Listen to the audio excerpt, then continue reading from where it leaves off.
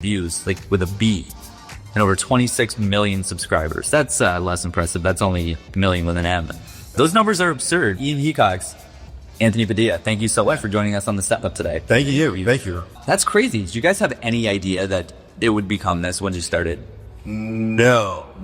When it started, when we first started making videos, we didn't even know YouTube existed. We thought we were just making some silly things that maybe our friends on our MySpace page would see at most. Yeah, I think when we got like 10,000 subscribers, that was like an unheard of number. Yeah, so we were like, yeah, like when we got, I think even when we got 1,000 subscribers, we were like, oh my God, that's like a whole like theater full of people. That's insane. Yeah, and for a while, the YouTube views would update no matter how many times you clicked refresh. So we'd click, I was like, 1,003 views, 1,004 views. Yeah, it was crazy. But it's like you guys doing the views on your... I'm the view? Yeah. I think another person viewed it.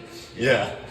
I loved, and you bring it up, like you guys are YouTube OGs. And when you first started, you're scrappy, low budget, and just kind of doing it for the love of the game. Do you think creators now that have like are trying to follow up footsteps, do you think they have the same opportunities? It's interesting. It's different. It's different opportunities. There's more competition. It's in the more overly saturated to some degree, but yet there's kind of a playbook, and you know what the potential is. You can kind of see how other people got there. So there's like a give and take to that.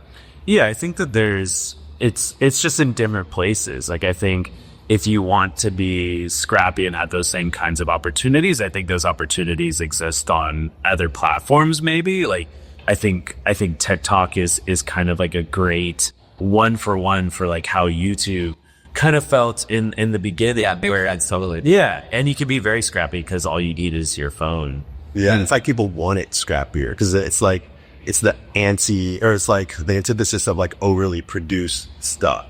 And yeah, at the beginning of in the early days of YouTube, YouTube was kind of the antithesis to standard media. So they wanted it really scrappy. But it's interesting as YouTube has evolved, people wanted a little bit more produced and high quality. Yeah. And it's, well, I mean, you see it all the time, like Mr. Beast, Dude Perfect. These are like full blown production houses now. And I think you guys really paved the way for that, showing that like, hey, there's a market here, there's a model, and you're obviously like you're spending time and doing everything you can do with production to do that. But yeah, you started out so scrappy, right? Yeah, and I think one thing that drove us to expanding was we didn't want to do everything just on our own, and we never thought like that, you know, our two voices were like the ultimate like voices in comedy. I think we found that as we've expanded and as we've added more talent, we've only gotten funnier. Like we were able to expand kind of like we Smosh. Right. I don't know about we as in we. Yeah. I mean, well, you know, people, yeah, I mean, they help push me outside my, you know, white boy suburban comedy, you know, upbringing. But yeah, I think like Smosh has only gotten better with diverse sort of perspectives of our cast. Well, and you guys have been doing it so long that you've been around for so many different kinds of trends and watching the way comedy has evolved. Do you ever worry that, like, and comedians worry about this stuff all the time, like what's pushing the line is when have I gone too far? Do I have to worry about being canceled? Anything like that? Like, do you guys ever think about that when you're creating?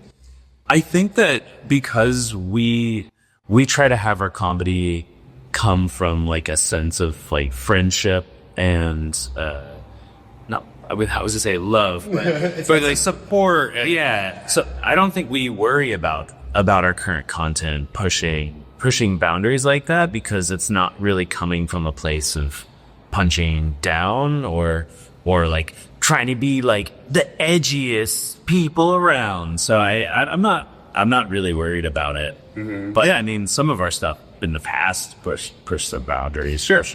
Yeah, and we honed in on Smosh being about the comedy rooted in friendship element, which is where Ian and I got started. That's the root.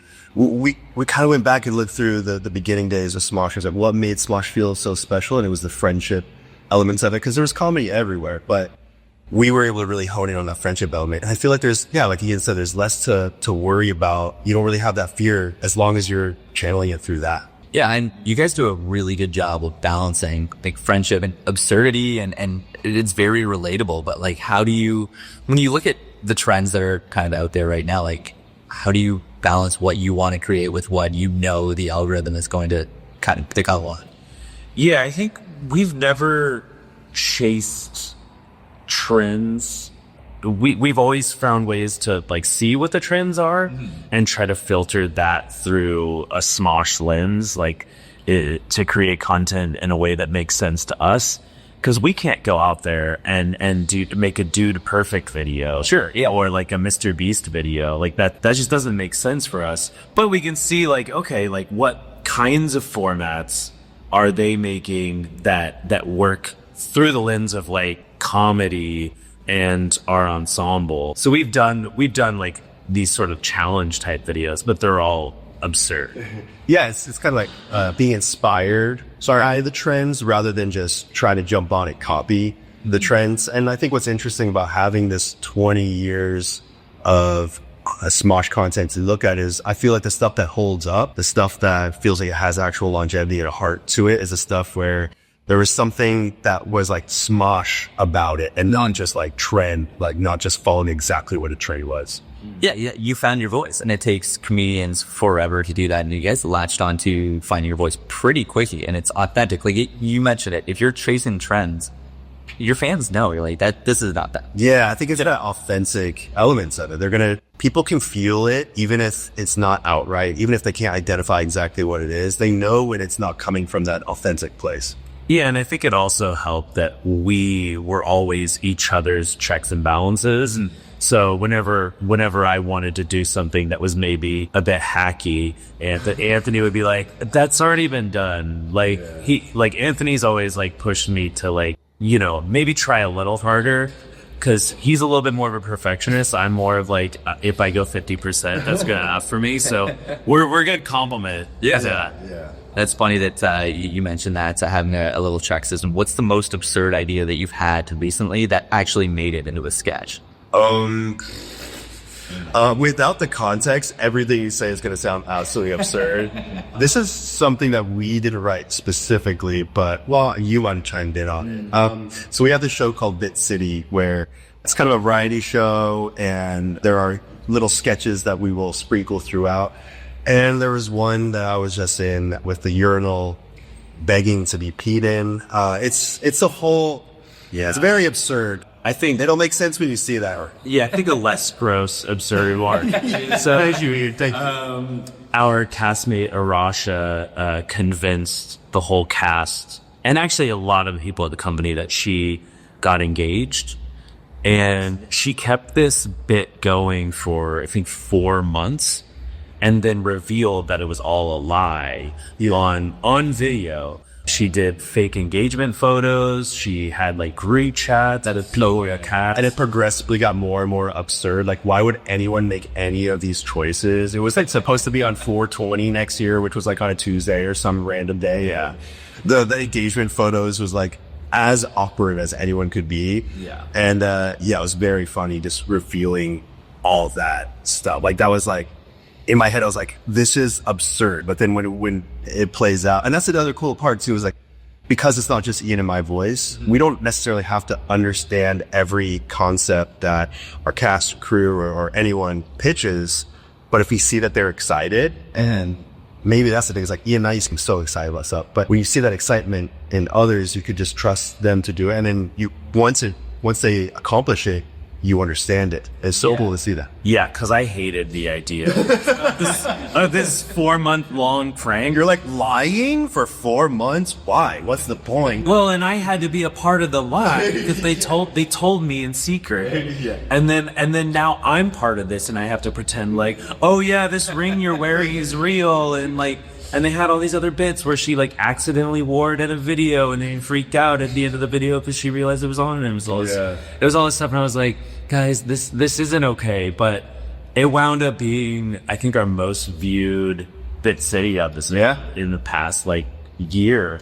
It really marketed this new series, and because I was like, is this mean? Is this prank just mean? But when you see it play out, you see that it's it's coming from such a silly place that it's like, okay, we get it. That's a great bit. Yeah.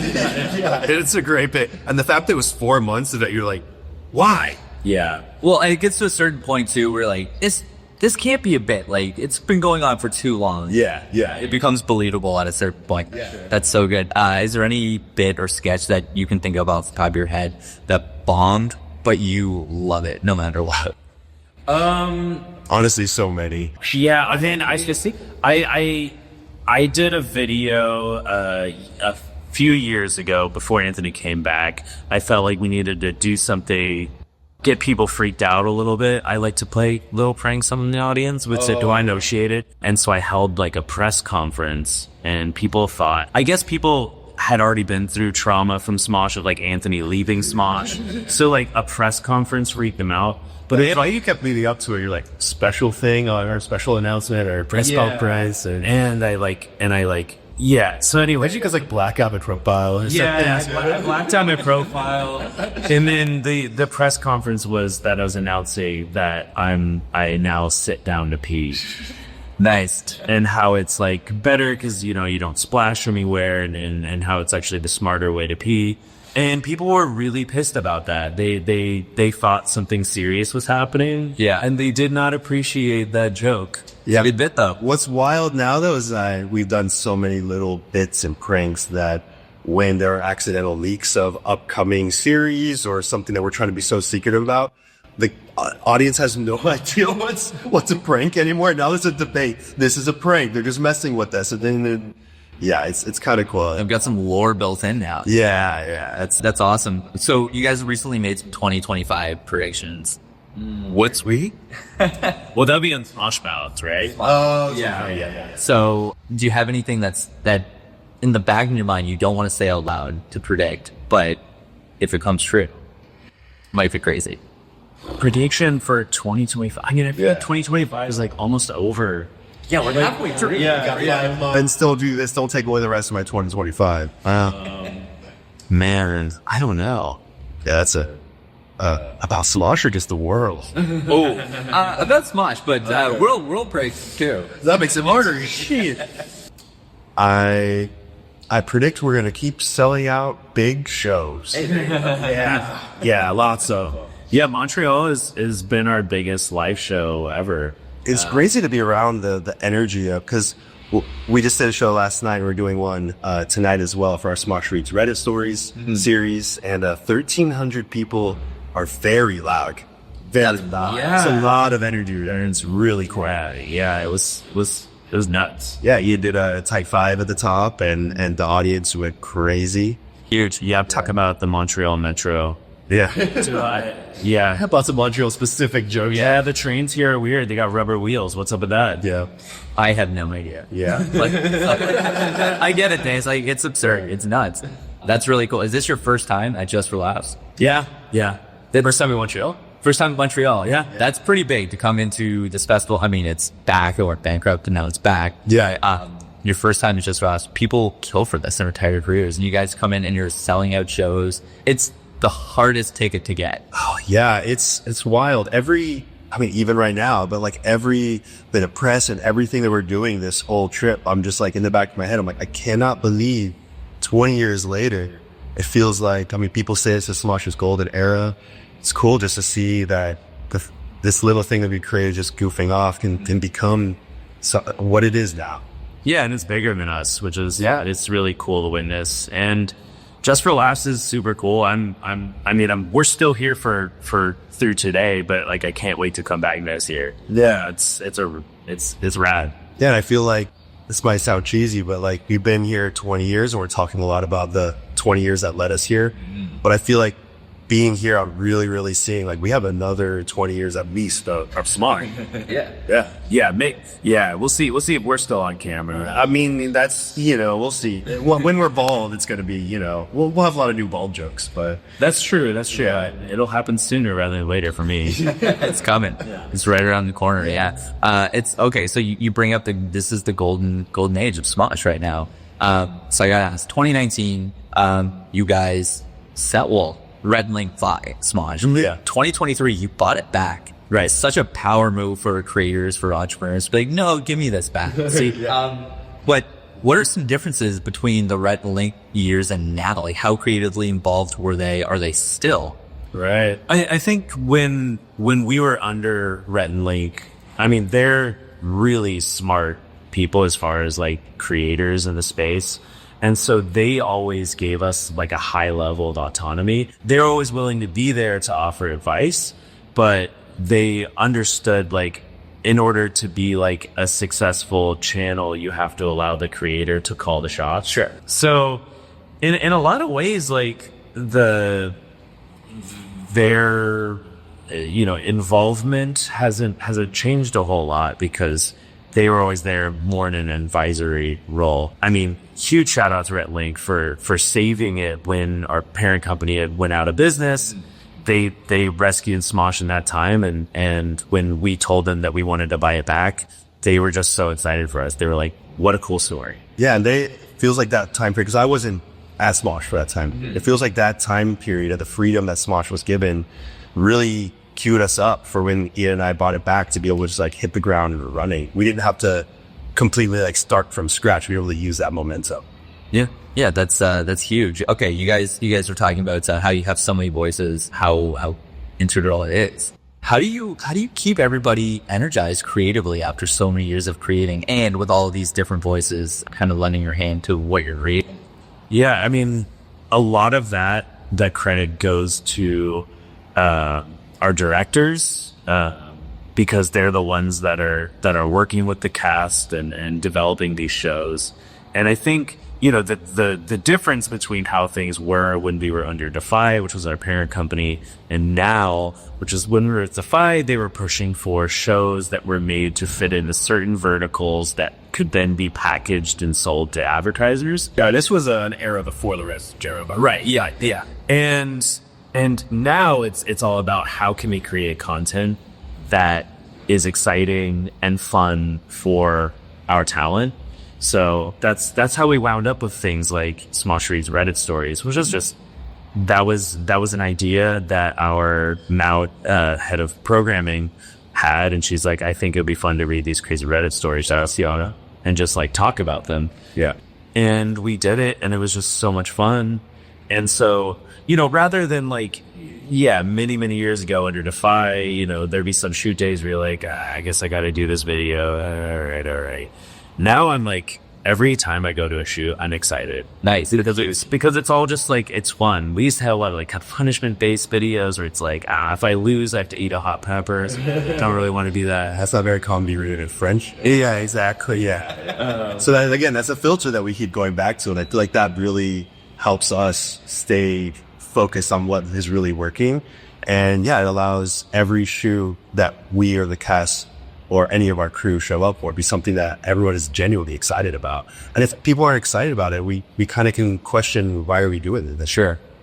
If it's not fun, don't do it. Yeah. And like he said, in that Defy era, there was a lot of like, well, we just have to because we agreed to do it. It's like, why? It's like, I don't know. So now we have our why figured out, and then we filter everything through that. Oh, that's huge. Where do you see Smosh evolving next? You've done pretty much everything, right? So what comes next? I think, you know, obviously we have an incredible cast and we want to find more opportunities for them, whether that's within the channel or spinning off something new or doing something outside of the studio. We're finding success with these live shows, my live stream shows as well. So we want to do more of those. We did a really big fake live sitcom last year that was live streamed. We had the stage with like a set, and it was really fun. So we want to do something like that again, hopefully soon. And yeah, just kind of expand the ways that we can get comedy out there and expand our cast and keep making funny stuff. Yeah, we're able to keep honing in and refining what it is that we do best and just do more of it and better. Nice, I love that. I ask this of everyone that I interview, and it seems kind of insane to ask you guys because there's 26 million subscribers that you have. Where can people find you online? It's a decent question because we have like there's multiple channels. So we have Smosh, which is our slightly more scripted type content, sketch content. Then we have Smosh Pit, which is our unscripted, More like improvised type stuff. yeah. And then we have Smosh Games, which is video games, but more so board games. People really enjoy watching us play things like Werewolf. Interesting. And I think it's that friendship element. See, it really shines there. And then we have our Smosh Cast channel, which is our podcast. We'll probably be expanded that channel as well. We have our Smosh Alike channel, which is about the human connection that people feel. So there's a lot of places you can find us. And then we're on Instagram and TikTok. And you could just Google Smosh, and then anywhere you like to waste your time, you will find Smosh there, ready to waste your time. That's the best. Ian Hecox, Anthony Padilla, thank you so much for joining us on the SiriusXM Comic Club. Thank you. Thank you so much. And that, ladies and gentlemen, was the Just for Laughs 2025 wrap-up. Thanks so much for listening. I'm being held together basically by iced coffee and a dream right now, so I appreciate it. Thanks for being you.